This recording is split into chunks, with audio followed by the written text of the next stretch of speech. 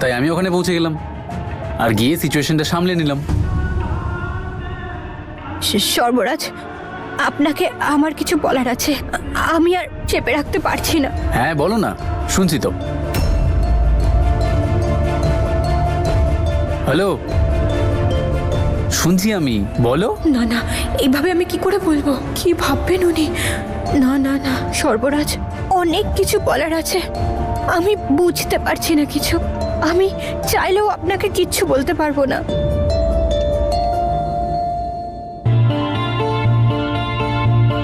Thank you. ঈশান, ড্রেসটা ভীষণ সুন্দর। Thank you so much. You look beautiful. By the way, এই দুটো তোমার জন্য, আরো দুটো ড্রেস। আমি এই দুটো ট্রাই করে দেখি। হ্যাঁ হ্যাঁ প্লিজ প্লিজ। দাদা আমাদের একসাথে দেখেছে। দাদা কি আমাদের ব্যাপারে কিছু জানে, নাকি নম্রতা দাদাকে কল করে এখানে ডেকেছে? এক মিনিট, তুমি এটা বলতে চাইছো না তো যে তুমি আমাকে ভালোবাসো?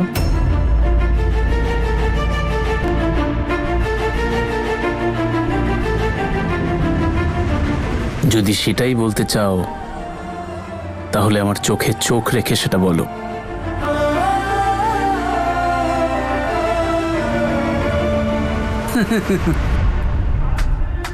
আচ্ছা, তুমি কি সত্যি সত্যি আমাকে বিয়ে করার কথা ভাবছো? হ্যাঁ, আমাকে পছন্দ হয়েছে তোমার? হ্যাঁ, অবশ্য পার্সোনালিটিটাই সেরকম। এসব কিছু নয়। কি, আমার পার্সোনালিটি খারাপ? না, পার্সোনালিটি ভালো। তাহলে এতদিন বলনি কেন? সর্বরাজ, আসলে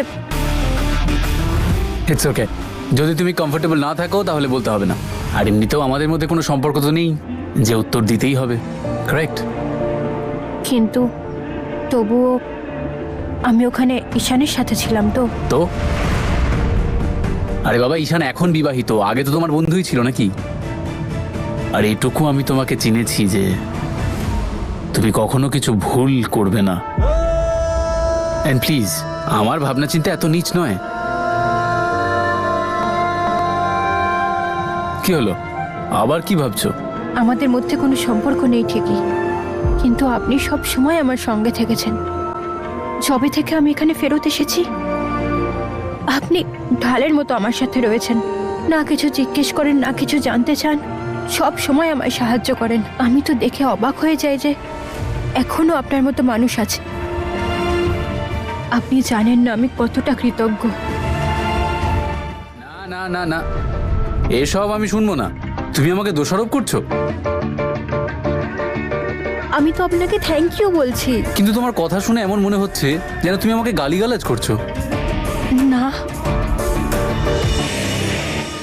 যেন তুমি যেটার জন্য আমাকে থ্যাংক ইউ বলছো না, আমি নিজেও জানি না যে ওগুলো আমি কি করে করলাম। কারণ আমি ওই মানুষটা নই। আমি তোমাকে দেখাতে চেয়েছিলাম যে আত্মীয় সম্পর্ক, ভালোবাসা, এই সমস্ত কিছু মিথ্যে কথা, বইয়ের পাতার ভাষা। কিন্তু দেখলাম এগুলো সত্যি। আমার জীবনের পুরো অঙ্কটাই তুমি বদলে দিলে। জীবনটাকে নিয়ে আরো একবার ভাবার জন্য, বোঝার জন্য তুমি আমাকে বাধ্য করে দিলে।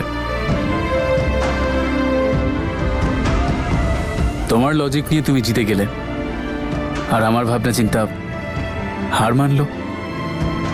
ফাইনালি আমি স্বীকার করছি যে সম্পর্কে শুধুমাত্র দেওয়া নেওয়া থাকে না, ভালোবাসাও থাকে।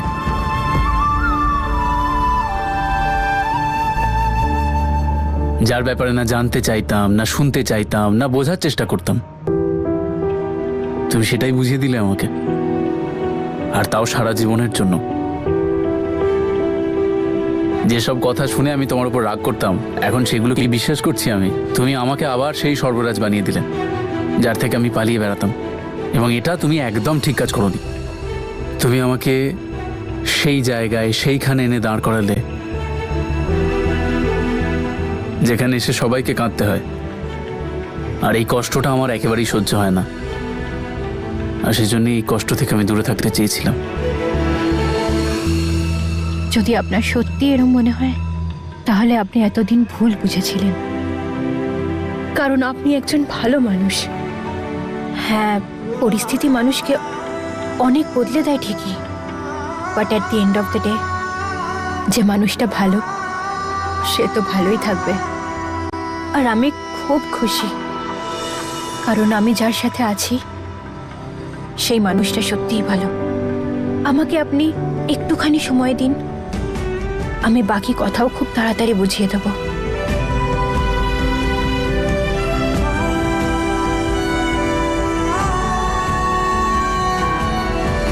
না সর্বরাজ, তুই আবার সে এক ভুল করতে পারিস না।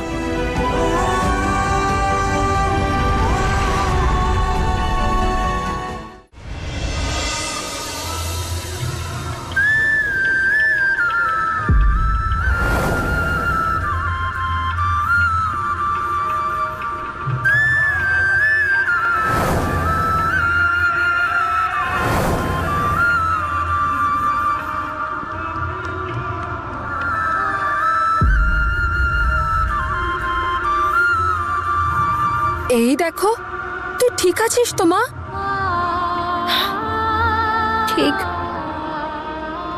আমি নিশ্চয়ই খুব খারাপ কোনো কাজ করেছি মাকে, কারণ আমি বারবার আপনজনদের কাছেই হেরে যাচ্ছি। যাদের আমি সব থেকে বেশি ভালোবাসি তাদেরই দুঃখের কারণ হয়ে দাঁড়াচ্ছি।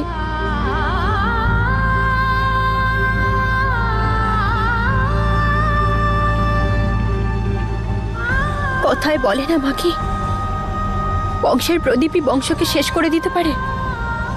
মনে হয় আমি ওই রকমই কেউ একজন, যে নিজের পরিবারের আনন্দ সব সময় শেষ করে দিই। এর থেকে তো ভালো হতো আমি যদি নিজেই শেষ হয়ে যেতাম, অন্তত আপনজনদের দুঃখ তো দিতাম না, এইসবের থেকে রেহাই পেত তারা। এই দেখো, এসব তুই কি বলছিস? এসব কথা মুখেও আনিস না। এরকম কথা বলতে নেই মা। ধৈর্য ধর, উপরওয়ালা সব ঠিক করে দেবেন। কি করে হবে মাকে তুমি বলো?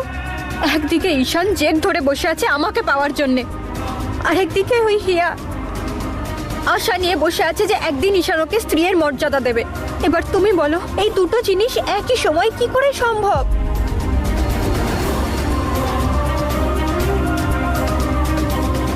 মা কি আমি ঈশানের শর্তটা মেনে নিয়ে কোনো বড় ভুল করে ফেলিনি তো?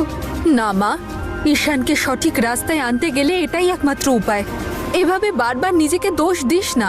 তুই তো জানিস তুই এসব ঈশান আর হিয়াকে এক করার জন্য করছিস। নূরের আসল রূপটা সবার সামনে আনার জন্য করছিস। মানছি ঈশানের জেদটা ভুল, কিন্তু তুই এটা মেনেছিস সবকিছু ঠিক করার জন্যই তো। মাকি আমি আর পারছি না মাকি, আমি জানি না আমি আর কতদিন এটা সহ্য করতে পারবো। কখনো কখনো মনে হয় যে সবকিছু ছেড়ে দিয়ে এখান থেকে কোথাও পালিয়ে যায়, দূরে চলে যায়, সবার জীবন থেকে দূরে। মানুষ সবার থেকেই পালিয়ে যেতে পারে, কিন্তু নিজের কাছ থেকে কোনোদিনও না। ভরসা রাখ, উপরওয়ালা নিশ্চয় তোর জন্য ভালো কিছুই ভেবে রেখেছেন। কাল কি হবে সেটা উনিই জানেন, কিন্তু আজ কি করতে হবে সেটা তুই ঠিক করবি। তুই যেটা করছিস সেটাই কর, তারপরে উপরওয়ালাই তোকে পথ দেখাবেন।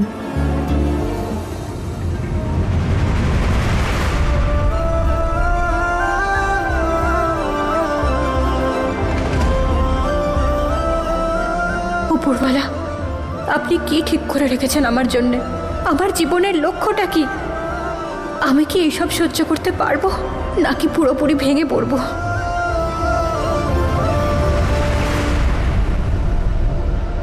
এবার একটু আপনি দেখুন, ওদিকে সর্বরাজকে ভালোবেসে ফেলেছে আর এদিকে জীবনের কাছে হার স্বীকার করে নিচ্ছে। হে উপরওয়ালা, ওদেরকে আপনি এবার রাস্তা দেখান। তাড়াতাড়ি কিছু করুন আপনি। সবকিছু এখন আপনার হাতেই আছে। কোনো কাজের নয় বাক্সটা, না কোনো ওষুধ আছে না মাথা ব্যথার বাম। যন্ত্রণায় ছিঁড়ে যাচ্ছে মাথাটা। বিন্দু এখনো চা বানানো হলো না কি তোমার? করছো তুমি? এখনো লাঞ্চ তৈরি হয়নি কেন? কোনো কাজ টাইমে করবে না, শুধু ফ্রিতে স্যালারি নিয়ে যাবে। ম্যাম আমি রেণুকা আন্টির জন্য চা করছিলাম, আর লাঞ্চ তো লাঞ্চ তো কি? এসব চা ফা ছাড়ো, লাঞ্চটা বানাও, তাড়াতাড়ি করো। বিন্দু তুমি যাও, আমি দেখে নিচ্ছি। লাঞ্চ তো অলরেডি তৈরি হয়ে গেছে, তো তুমি বিনা কারণে ওর উপর কেন চিৎকার করছো? আরে আপনার হাতে ওইসব উল্টো পাল্টা খাবার আমি খাবো না, একটু ভালো খাবার খেতে চাই। কিন্তু এদের এই ড্রামা শেষ হলে তবে তো রান্না করবে। তোমার যদি অন্য কিছু খাওয়ার ছিল তাহলে সেটা তখনই বলতে পারতে, এখন কেন এসব কথা বলছো? ভ্যারাইটির খাবার চাই ম্যাডামের। এদিকে কাজকর্ম করার নামে নেই, ভালো ভালো খাবার চাই। কি কি কি কি বলছেন আপনি? যা বলার আছে জোরে বলুন। আমাকে কি আপনি ভয় পান? তোমায় ভয় পেতে আমার বয়েই গেছে। আমার কাছে সম্মানটাই আসল, তাই বিনা কারণে তর্ক করছি না, বুঝেছো? বাহ, একটু ভালো খেতে চেয়েছিলাম আর আপনি আমায় এত কথা শোনাচ্ছেন। আরে এই বাড়িটা তো আমারও নাকি? আর আপনি বলুন, আপনার এই সময় চা খাওয়াটা কি খুব দরকারি?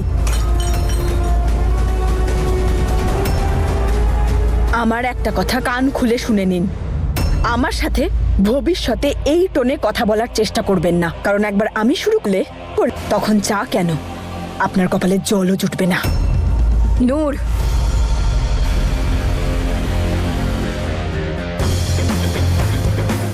নিজের মুখ সামলে কথা বল। আরে নিজের না হয় দাদু দিদার সম্মানের কথাটা তো ভাব। ওনারা কি বড়দের সাথে এইভাবে কথা বলতে শিখিয়েছেন? তুই সব ম্যানার্স ভুলে গেছিস নাকি?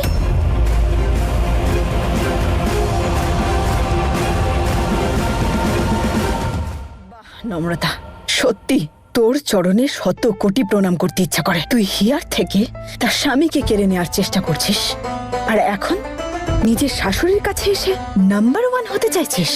ওহ সরি, শাশুড়ি নয়, হবু শাশুড়ি। তুই যেটা করছিস, তোর কি মনে হয় আমি কিছু বুঝতে পারছি না? নিজের শাশুড়ির চোখে নিজেকে উঁচু দেখাতে চাস, তাই আমাকে ছোট করছিস। ঈশানের সাথে আবার নিজের শাশুড়িকেও কন্ট্রোল করতে চাস। দাদু দিদা এটাই শিখিয়েছে।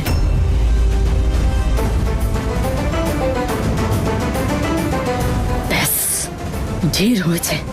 ঈশানকে আমি আজকে এমন মজা দেখাবো যে নম্রতাও হাড়ে হাড়ে টের পাবে। তুমি আমায় এইভাবে ছেড়ে কেন চলে গেলে গো? এই বাড়ির অবস্থাটা দেখছো, আর ছেলে মেয়েদের অবস্থা।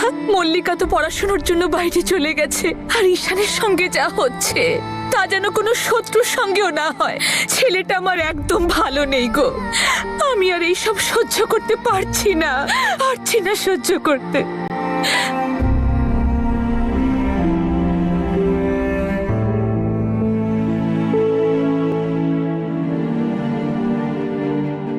আপনার জন্য গরম গরম কড়া আদা দেওয়া চা।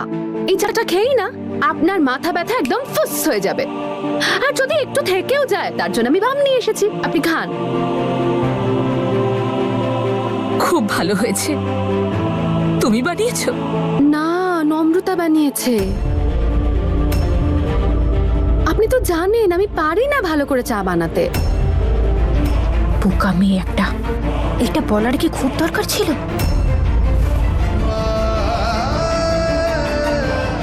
এত ঘৃণা কাউকে করা উচিত নয় মা। ও না আপনার খুব কেয়ার করে। আপনি জানেন আমি তো বাড়িতে ছিলামই না, কিন্তু ও বুঝতে পেরেছিল আপনার মাথায় ব্যথা করছে, তাই আপনার জন্য এত ভালো করে চা করলো। প্লিজ খেয়ে নিন।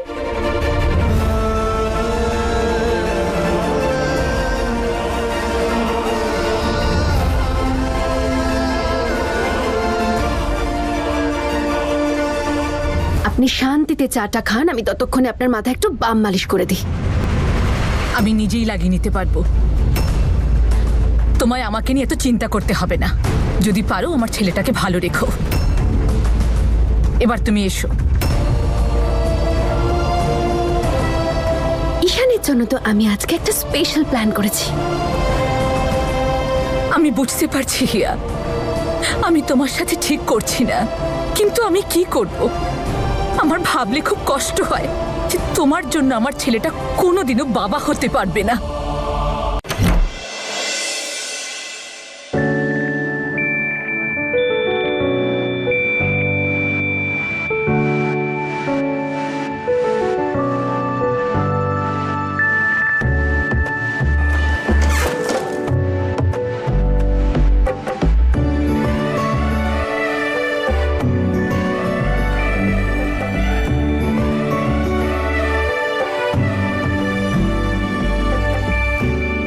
Welcome to your personal spa mister husband.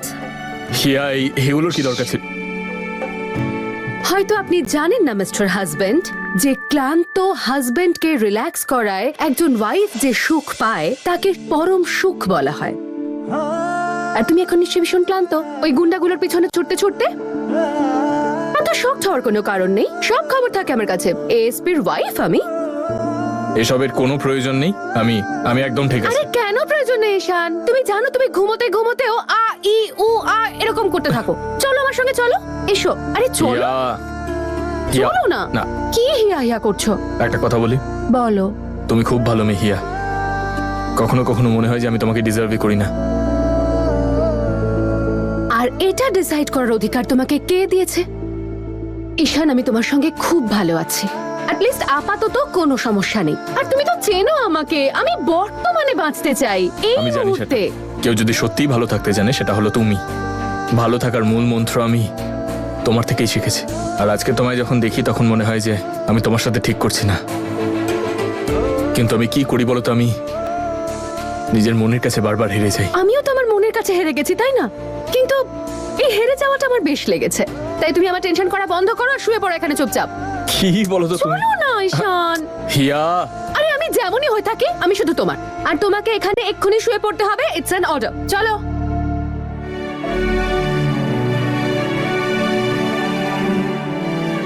চলো ঈশান, এবার তুমি তোমার চোখ বন্ধ করো। ইয়া। প্লিজ প্লিজ প্লিজ, একটুখানি কিছুক্ষণের জন্য। ওকে।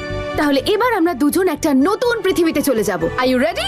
হিয়া, আমি অন্য কোনো পৃথিবীতে যেতে সারা জীবনের জন্য নিয়ে যাচ্ছি না, কিছুক্ষণের জন্য যাব, তারপর ফিরে চলে আসবো। ওকে, চলো। 1 2 3, open your eyes.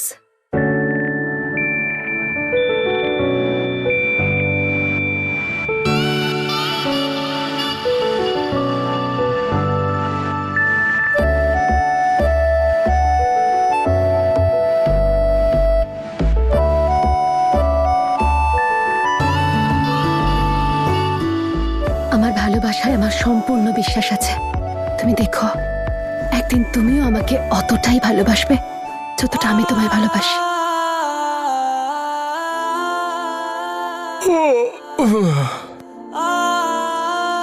Good morning. Good morning.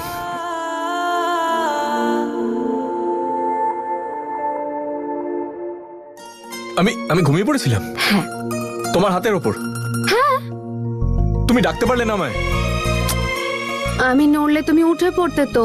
তুমি জানো তোমাকে কি কিউট লাগছিল দেখতে, একদম স্পঞ্জ ববের মতো। হিয়া, এই তুমি কি বোকা? হ্যাঁ, বোকা তো আমি অবশ্যই। তোমায় দেখেই তোমাকে ভালোবেসে ফেলেছিলাম যে।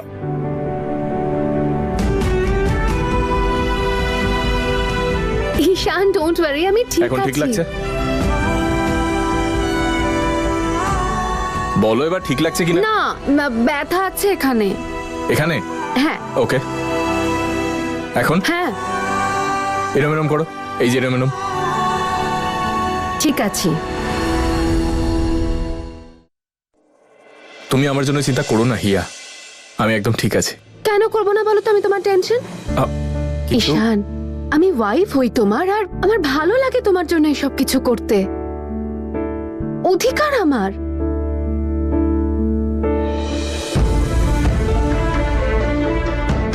রাইট, আমি আসছি।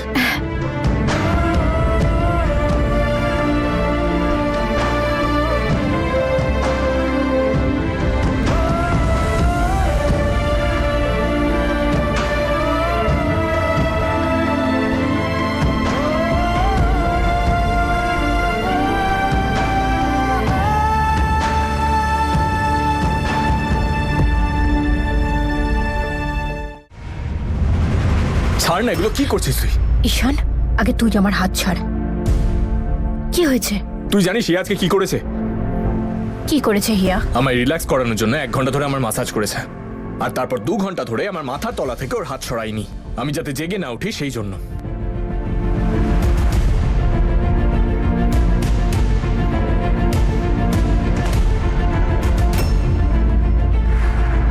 থ্যাংক ইউ ওপরওয়ালা। ইয়া ওগুলোই করছে যেগুলো আমি চেয়েছিলাম। আরে নম্রতা, কি রান্না করছিস? ঈশান, এখন ফ্রেশ লাগছে তোমার? আই হোপ এখন তোমার ভালো লাগবে। তুমি ভীষণ টায়ার্ড ছেলে। না, হ্যাঁ? মানে বলছিলাম যে হ্যাঁ, ঠিক লাগছে, ভালো লাগছে। দেখলে আমি তোমাকে বলেছিলাম না, তুমি শুধু শুধু বলছিলে করাবো না ম্যাসাজ, করাবো না ম্যাসাজ। আমি বলেছিলাম না, দেখলে আমার হাতের জাদু। হিয়া আসছি মা। ঈশান আমি এক্ষুনি আছে। আসছি। হ্যাঁ, কোনো অধিকার নেই ওর আমার উপর। অধিকার আছে, ও তোর স্ত্রী হয়।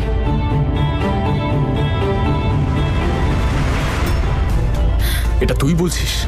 ওর কোনো অধিকার নেই আমাকে ছোঁয়ার, আমার হাত ধরার। সেই অধিকার শুধু তোর। বাজে বকিস না ঈশান, বাজে বকছি? তুই না মানলেও সত্যিটা তো বদলে যাবে না। কি সত্যি? না না, কি সত্যি? ঈশান আসলে মা আজকে না মেহতা আঙ্কেলের একটা ফাংশনে যেতে চাইছে, ভীষণ এক্সাইটেড মা। তাই আমি ভাবছিলাম আমিও যাই মায়ের সাথে। যাবো তাহলে? হ্যাঁ। পরোটা, ওয়াও! ঈশান, এই পরোটাগুলোকে এখানে দেখার জন্য রাখা হয়েছে? খাচ্ছ না কেন? চলো মুখ খোলো তাড়াতাড়ি। হিয়া, তুই না সবসময় এরকম করো ঈশান, নিজের একদম খেয়াল রাখো না, নিজের খাওয়া দাওয়াও টাইমে করো না, নিজের একটু খেয়াল রাখো এবার থেকে। নাও খাও। হিয়া হ্যাঁ আসছি। ঈশান আমি এসে দেখবো কিন্তু তুমি খাবারটা শেষ করেছো কিনা। না খেয়ে এখান থেকে কোথাও যাবে না, 2 মিনিটে আসছি আমি। ঠিক আছে।